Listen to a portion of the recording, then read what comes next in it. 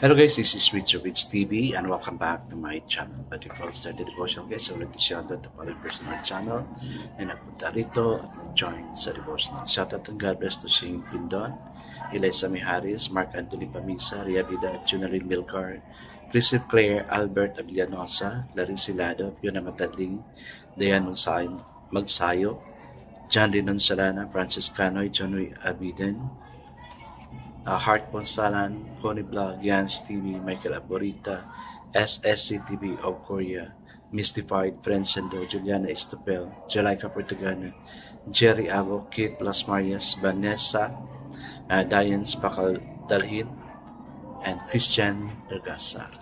Shoutout na rin sa mga hindi nakisabay naman sa devotional but still napunta pa rin dito para manood at makinig sa devotional. God bless us all guys.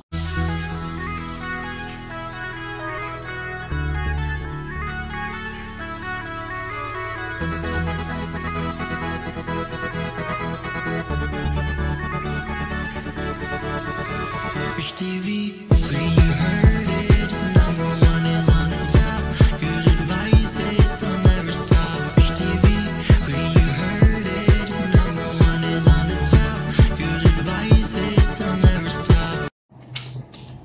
Oh, it's the last day of the month at bukas, February na naman. Okay.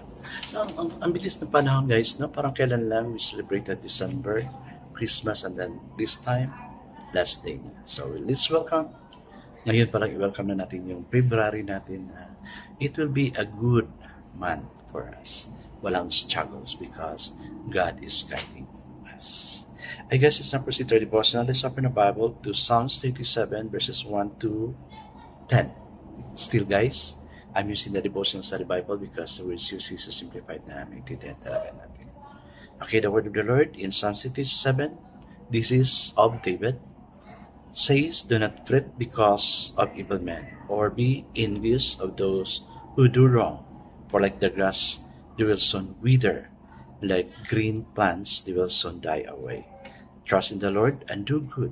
Dwell in the land and enjoy safe pasture. Delight yourself in the Lord, and He will give you the desires of your heart. Commit your ways to the Lord. Trust in Him, and He will do this. He will make your righteousness shine like a dawn, the justice of your cause like the noonday sun. Be still before the Lord and wait patiently for Him. Do not fret when men succeed in their ways, and when they carry out their wicked schemes, that they refrain from anger and turn from wrath. Do not fret. It leads only to evil. For evil men will be cut off, but those who hope in the Lord will inherit the land. A little while, and the wicked will be more to the look for them. They will not be found. Amen and amen. I guess let's not pray. Father God, many times we fret, Lord God. That's because of the situation, annoying situation, Lord God, we are in. Lord, teach us to control ourselves, Lord God, that we may be one in you, Lord. Yung character mo mapapasa amin sana, Lord God. So humble. Lord, sometimes itong wala sa amin, or many times itong wala sa amin. That's why I pray to please change our heart, oh God. Lord, as you said in your verse, in verse 4, sabi mo dito, oh God, is delight yourself to the Lord, and He will give you the desires of your heart.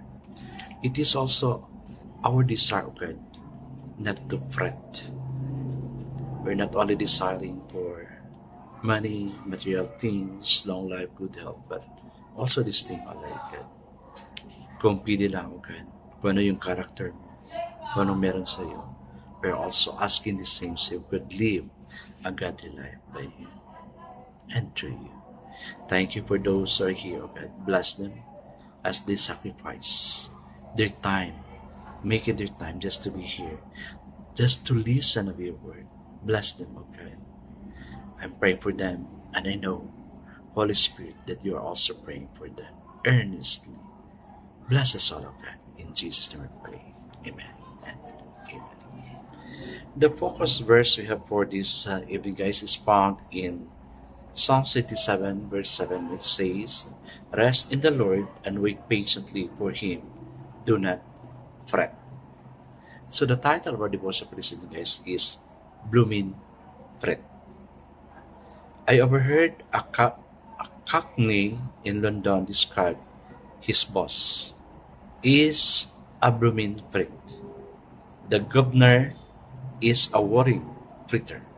A pot on is walking shoes and climbs over molehills as if each one was a mountain. I know too well what it meant.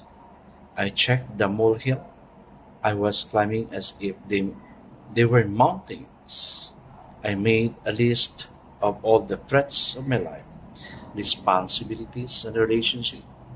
I decided to ask the Lord to help me declare war on fretting.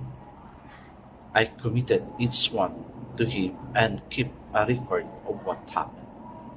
Some of the threats never happened.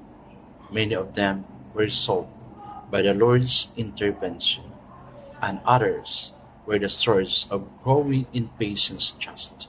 Now, years later, this week, I reviewed the list. Why in the world did I fret about them? I asked myself.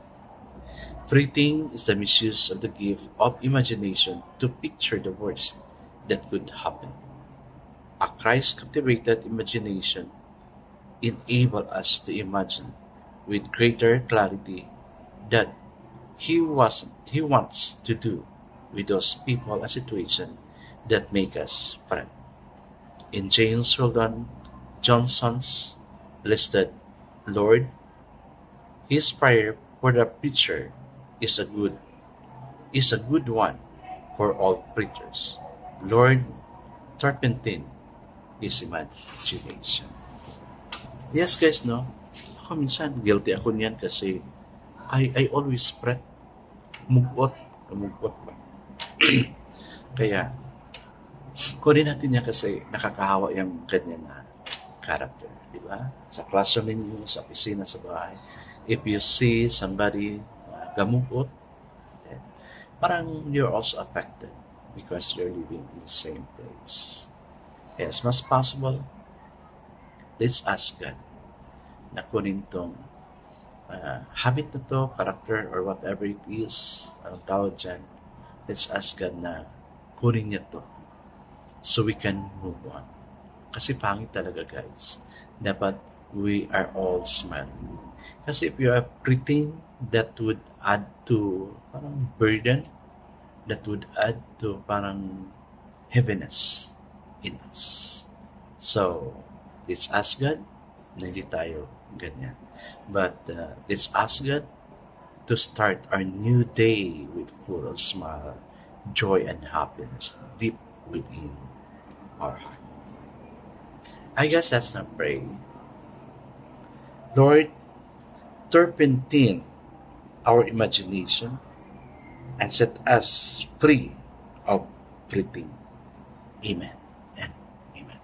Yes, guys, let's believe God would set us free from fretting. God bless us always because I never surely bless us 10 times better. This is again Vince Words TV. Kita-kita tayo ulit ang sandali. Paalam!